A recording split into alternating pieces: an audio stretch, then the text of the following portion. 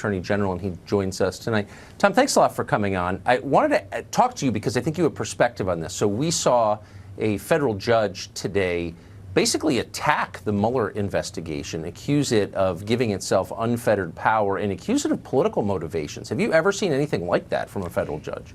You know, Tucker, I can't think of a time I've seen something like this happen. I mean, this is really extraordinary. Judge Ellis really dropped a little bit of a bombshell in the Mueller camp this morning. He is questioning not simply the merit of the substantive charges that Mueller's brought against Manafort, but Mueller's power to begin this investigation and to conduct this prosecution at all. Now, we take everything a judge says in court from the bench with a grain of salt. I've certainly been in cases where you leave the courtroom thinking the judge is going to toss an indictment out the door, and then it turns out it stays in place. So we have to wait to see what he rules. But I got to say, the Mueller camp has to be very surprised and disturbed by what unfolded this morning. So what is the recourse for the ancillary figures caught up in this investigation? So we just talked to Roger Stone, obviously a colorful, outrageous character, probably, you know, done a lot of things people disagree with. But the charge is that he's colluding with the Russian government. And he's basically going bankrupt because of that charge. If it turns out in the end he hasn't colluded with the Russian government, he's out $1 million and his reputation and livelihood is destroyed. Can he do anything about that? Can any of these people do anything about it if they're innocent? You know, Tucker, I wish I could say they have all sorts of remedies and recourses, but the answer is it is exceedingly difficult for someone who, at the end of the day, is ultimately vindicated to recover. The law just isn't set up for something like that. You typically would try to rein it in on the front end, either by hoping that prosecutors are responsible in making the choices as to whom to investigate, whom to indict, and, of course, you have the protection of a federal judge, as we saw this morning, making sure that these prosecutions are properly before the court.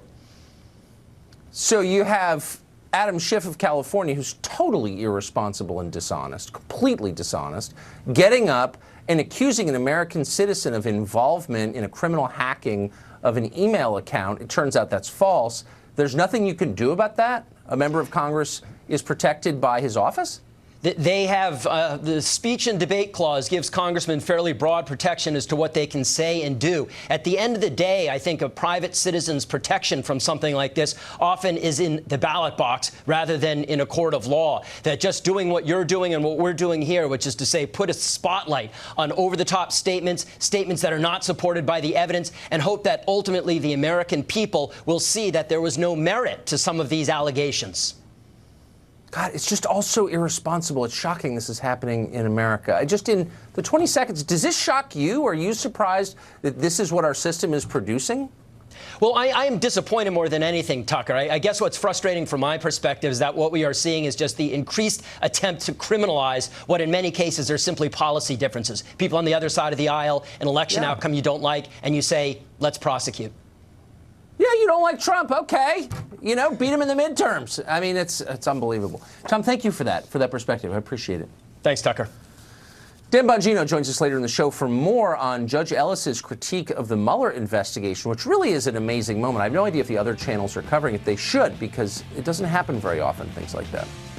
But first, a grocery store sued by the Trump administration, got to be honest, for telling its employees they should be speaking English. Now the government's going after them for that.